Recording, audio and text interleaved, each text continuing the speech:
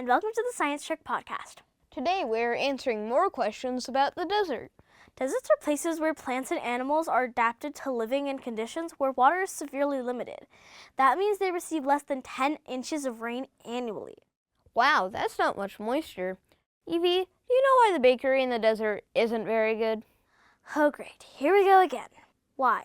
Because everything is a little dry. I think that joke's a little dry. Joining us today to answer students' questions about deserts are Kim Franklin, Associate Director for Conservation, and Jesus Manuel Garcia, Research Associate, both at the Arizona Sonora Desert Museum. Here we go! Hi, my name is Jasmine, and my question for today is, where does the word desert come from? The word desert comes from Latin, from a word that I'm not sure I know how to pronounce, desertere, which means to abandon. And so I think it was adopted probably as a word that's sort of related to really dry deserts that almost seem like an area that has been abandoned because there's so little vegetation and animal life.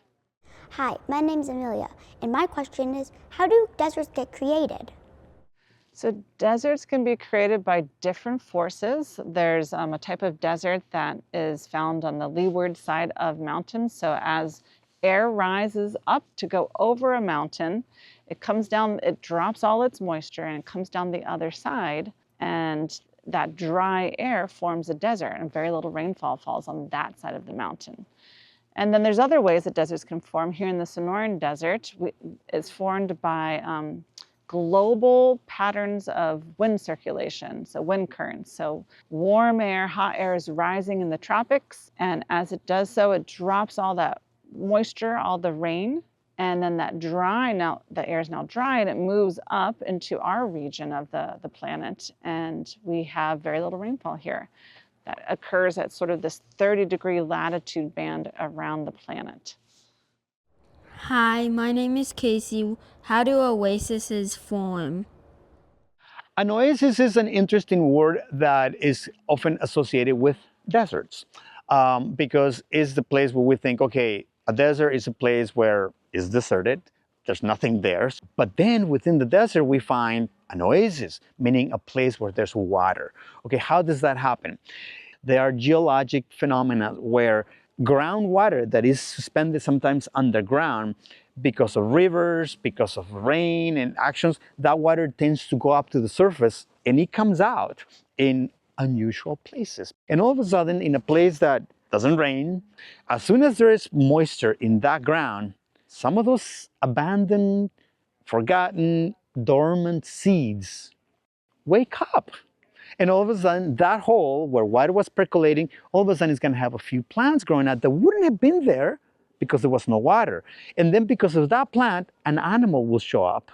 And eventually humans can come in there, and all of a sudden it's an area where biodiversity increases, and therefore it turns into an oasis. It's pretty cool. Hello, my name is Esther, and my question is, can you have a desert in a cold climate?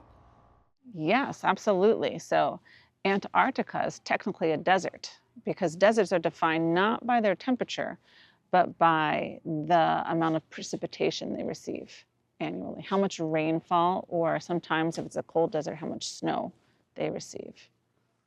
Hi, my name is Braxton, and my question about the desert is, which animal struggles the least at surviving? I think all animals can struggle and all animals can do really, really well. If you are adapted to the desert, I would say they don't struggle. Because why? This is their home. This is their lives. This is their adaptations. This is the way they live. So I can almost name any animal, whether it's a bird, a reptile, or a mammal. I would say they don't struggle because they have everything they need. If it gets really hot, they go underground. If it gets really, really cold, they fly to another place. Or they become dormant and they hibernate. They can hibernate. So it is very cool and dynamic to think that many animals that live here for us, we may think that they struggle, but they don't. They're actually doing quite well. Hi, my name is Will, and are there forests in the desert? Yes, here in the Sonoran Desert, we have a type of forest that we call a mesquite bosque, made up of mesquite trees. And so those forests grow on the banks of our rivers and creeks and streams. So in downtown Tucson, it's no longer there because humans have altered the environment, but there used to be a giant mesquite bosque. Mesquite trees growing very densely, and you would be walking through the shade of these mesquite trees. And then also anywhere where we have streams and creeks and rivers flowing through the desert, a forest grows up along the banks of that stream or creek, and it's composed of cottonwood trees and sycamore trees and willows. And so you have these like ribbons of forest that run through the desert. Hi, my name is Levi, and my question is, how many plants live in the desert? Well, if we talk about plants in the desert, of course, there's billions and billions of plants depending on the desert. There are some deserts who have no plants at all. I mean, we have to define what desert are we talking about. Are we talking about the Arctic? As far as I know, there's no plant. There might be some aquatic plants in the water, underneath the ice, that we could qualify as desert plants somewhere in the Arctic. But now let's talk about, ground deserts. Well, there are deserts and there are deserts. There are deserts who have a lot of sand, and you might find 2 or 3 species of plants that can survive there seasonally. Now we have deserts like the Sonoran Desert. Look at this. This is one of the most diverse deserts in the world. We have thousands of species of plants. Hi, my name is Athena, and my question is, why are some countries considered deserts? Some countries are mostly covered in desert. I don't know that there's any country that's entirely desert, but for instance, Egypt is mostly desert, and so we think of it as a desert country. Hi, my name is Elle, and my question is, what kind of erosion happens in the desert? Erosion happens through wind and water. So water moves across the surface of the desert, the soil surface, and it picks up the fine sediments like silt and clay, and it can pick it up and then it drops it somewhere else. And so that's how the Grand Canyon was formed, but through water. And wind also can cause erosion. So wind picks up tiny little particles of soil and rock. They're very hard, and it blows them against the surface of the desert or rock faces, and that can slowly chip away, weather away that rock and cause erosion.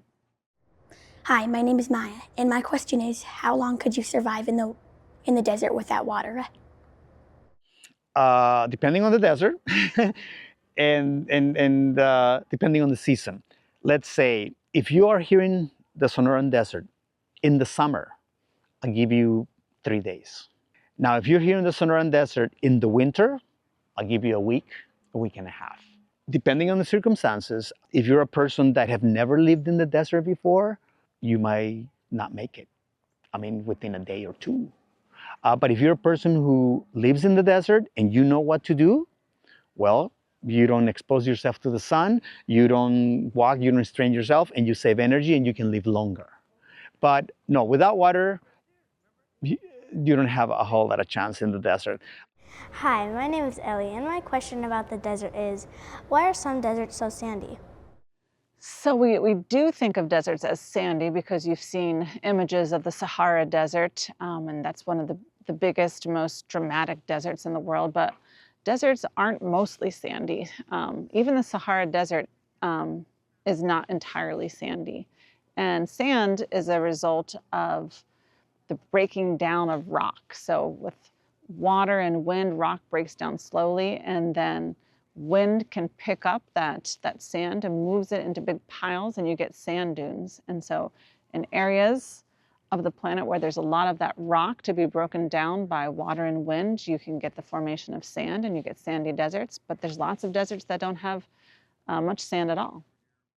Hi, my name is Quinn, and my question about the desert is, how do cacti hold water to survive in the desert? Cacti is one of the most iconic types of plants that we find here in the Sonoran Desert. And they are unique, first of all, because they look fat. They look big. Right behind me, there is probably the most iconic plant here in the Sonoran Desert. What is it? Is the saguaro. The saguaro is a columnar cacti. It's a very, very large cactus. And they are famous, first of all, by the size, the shape, the structure that they have. And what is it that is unique about them? They can hold water because they can store water in their tissue, in their body. They have a mechanism that allows them for them to get water when it's available and hold it. And when they need it, they can use it. Hi, my name is Maddie, and my question is, is there a certain kind of scientist that studies the desert? If so, what are they called? Yeah, there's not a specific name for someone who studies just deserts as far as I know, but a lot of different types of scientists will study the desert or the plants and animals or that live in the desert or the geology of the desert. So there can be geologists and biologists and botanists and ecologists, and all of them can specialize on one ecosystem of the desert, or they can be more broad than that and study lots of different types of ecosystems. That's all the time we have for this podcast. Before we go, Garrett, why was the cactus arrested? I don't know. Why? Because it got in a prickly situation. That's kind of good. Thank you to Kim Franklin and Jesus Manuel Garcia at the Arizona Sonora Desert Museum for answering our questions. We had a lot of questions about deserts. If you missed our first episode on this topic, check out our link to the podcast on sciencetrek.org or wherever you find your podcasts. And thank you for listening to our podcast. If you want to learn more about science topics, be sure to subscribe to the Science Trek podcast. And for more information about deserts, check out the Science Trek website. You'll find it at sciencetrek.org. Funding for Science Trek is provided by the Laura Moore Cunningham Foundation, the Idaho National Laboratory, and supporters like you. Thank you.